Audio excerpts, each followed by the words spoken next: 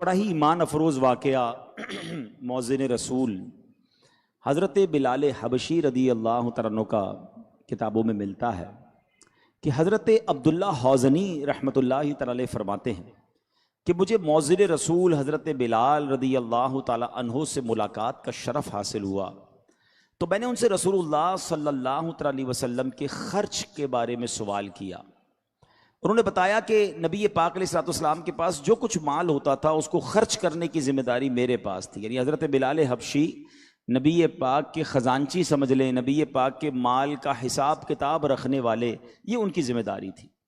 تو آپ کہتے جب کوئی بے لباس مسلمان نبی پاک کے پاس آتا، آپ مجھے حکم فرماتے، میں کسی سے قرضہ لیتا، چادر خریدتا، اس کو اڑھاتا اور کھانا بھی کھلاتا۔ یعنی سبحان اللہ، میرے آقا علیہ الصلوۃ والسلام کی کمال سخاوت دیکھیں، بلکہ سخاوت سے بڑھ کر جو ہوتا ہے نا وہ جواد ہوتا ہے، سخی سے بڑا جواد ہوتا ہے۔ اچھا تھوڑی سی اس کی میں آپ کو ڈیفینیشن بھی بتا دیتا ہوں۔ سب سے جو ٹاپ کیٹیگری کی سخاوت ہے نا، اس کو کہتے ہیں جود، اور جود جو جس کو اختیار کرتا ہے وہ کہلاتا ہے جواد۔ جواد وہ ہوتا ہے جس کے پاس خود نہ ہو مگر وہ پھر بھی دوسروں پر خرچ کرے، یعنی اپنے اوپر خرچ نہ کرے بلکہ دوسروں پر خرچ کرے، اللہ کے بندوں پر خرچ کرے، اللہ کی راہ میں خرچ کرے، یہ جواد ہوتا ہے۔ سخی کون ہوتا ہے؟ جو اپنی ذات پہ بھی خرچ کرے، دوسروں پر بھی خرچ کرے۔ اچھا پھر نیچے کی کیٹیگری میں آ جائیں تو وہ ہوتا ہے بخیل، جو اپنی ذات پر تو خرچ کرے مگر اللہ کی راہ میں خرچ نہ کرے۔ بہت بڑی تعداد میں لوگ ایسے ہوتے ہیں، مگر ایک اس سے بھی نیچے کی کیٹیگری ہے، اس کو کہتے ہیں عربی میں شح۔ یہ وہ ہوتا ہے نہ اپنے اوپر خرچ کرے نہ کسی پر خرچ کرے۔ ایسے بھی لوگ ہوتے ہیں جن کو اللہ نے بڑا دیا ہوتا ہے مگر نہ اپنی ذات پر خرچ کرتے ہیں، نہ اپنے بچوں پر خرچ کرتے ہیں، نہ اللہ کی راہ میں خرچ کرتے ہیں۔ اور ان میں سے بہت سارے وہ ہوتے ہیں کہ جن کا پھر بچے بھی انتظار کرتے ہیں کہ کب ابا جان دنیا سے جائیں تو ہماری باری آئے، پیسے ہیں پھر بھی خرچ نہیں کر رہے۔ ایسا نہیں کرنا چاہیے، اللہ نے دیا ہے تو خود بھی اپنے اوپر بھی خرچ کریں، بچوں پر بھی کریں، اللہ کی راہ میں بھی کریں۔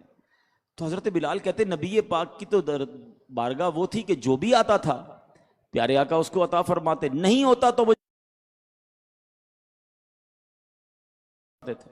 اب یہ نبی پاک کا انداز تھا۔ تو حضرت بلال فرماتے کہ ایک غیر مسلم آیا، کہنے لگا اے بلال تم لوگوں سے قرض لیتے ہو، میرے سوا کسی سے قرض نہ لیا کرو، میرے پاس بہت مال ہے، جب بھی چاہیے مجھ سے قرض لے لیا کرو۔ اب اس نے آفر دی تھی تو حضرت بلال فرماتے کہ میں جب بھی قرض چاہیے ہوتا میں اس کے پاس جاتا اور اس سے قرض لیتا۔ اب ایک دن میں وضو کے لیے کھڑا ہوا تو میں نے دیکھا وہی غیر مسلم بزنس مین تاجر آیا، اس کے ساتھ کئی اور بزنس مین بھی تھے اور بھی اس کے دوست تھے، اور مجھے بڑا برا بھلا کہا، مجھے بہت ڈانٹا، مجھے برا بھلا کہا اور کہنے لگا قرض لوٹانے کی تاریخ میں 4 دن رہ گئے ہیں، اگر اس مدت میں تم نے قرض ادا نہ کیا تو میں تمہیں غلام بنا کر بکریاں چرواؤں گا۔ حضرت بلال حبشی پہلے بھی غلام تھے، ابھی غلامی کی زندگی چھوڑ کر نبی پاک کے پاس آئے تھے۔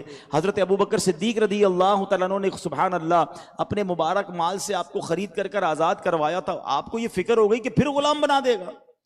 تو آپ عشاء کی نماز کے بعد کہتے ہیں میں بارگاہ رسالت میں حاضر ہوا صلی اللہ تعالیٰ علیہ وسلم، عرض کی حضور یا رسول اللہ صلی اللہ تعالیٰ علیہ وسلم، میرے ماں باپ آپ پر قربان، وہ مشرک جس سے میں قرضہ لیتا ہوں اس نے مجھے ایسا ایسا کہا ہے، حضور مجھے اجازت دیجیے میں ان لوگوں کے پاس چلا جاؤں جو مسلمان ہو گئے ہیں، یہاں تک کہ اللہ پاک آپ کو اتنا مال عطا فرما دے کہ میرا قرض ادا ہو جائے، پھر میں واپس آ جاؤں گا، ورنہ حضور یہ تو مجھے واپس کہیں غلام نہ بنا دے۔ آپ فکر مند ہو گئے۔ اللہ کے نبی علیہ الصلوۃ والسلام فرماتے ہیں صبح تک انتظار کر لو، اللہ پاک تمہارا قرض ادا کر دے گا، انتظام ہو جائے گا۔ کہتے ہیں میں صبح ہوئی تو ایک شخص میرے پاس دوڑتا ہوا آیا اور کہنے لگا کہ اے بلال تمہیں ربی پاک علیہ الصلوۃ والسلام نے بلایا ہے۔ میں وہاں پہنچا تو کیا دیکھتا ہوں کہ نبی پاک کے کاشانہ اقدس کے باہر نبی پاک کے مبارک گھر کے قریب 4 اونٹ ہیں اور سامان سے لدے ہوئے ہیں۔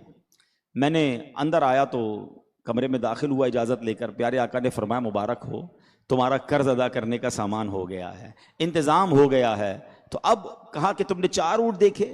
کہ جی حضور میں باہر دیکھے 4 اونٹ کھڑے ہیں گلے کے ساتھ سامان کے ساتھ لدے ہوئے ہیں۔ آقا نے فرمایا کہ یہ اونٹ لو، اس کا سامان لو اور جا کے اپنا قرضہ ادا کر دو۔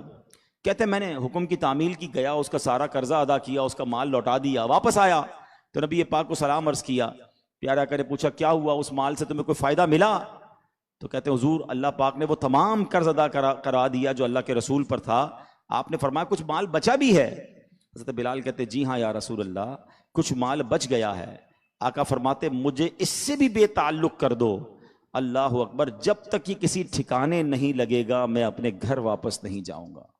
حضرت بلال کہتے ہیں کہ نبی پاک نماز عشاء کے بعد پوچھتے ہیں، فرماتے ہیں کہ اس بقیہ مال کا کیا ہوا؟ میں نے عرض کی حضور کوئی سائل نہیں ملا، میں بانٹ نہیں سکا۔